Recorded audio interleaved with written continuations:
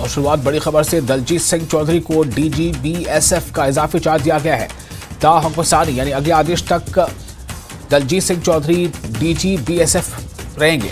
DG BSF का इजाफी charge संभालेंगे। वज़ारत दाखिला ने दलजीत सिंह को दिया इजाफी चार्ज। डीजी एसएसपी हैं दलजीत सिंह, यानी सीमा सुरक्षा बल के वो डीजी हैं, लेकिन उन्हें अभी एडिशनल चार्ज दिया गया है।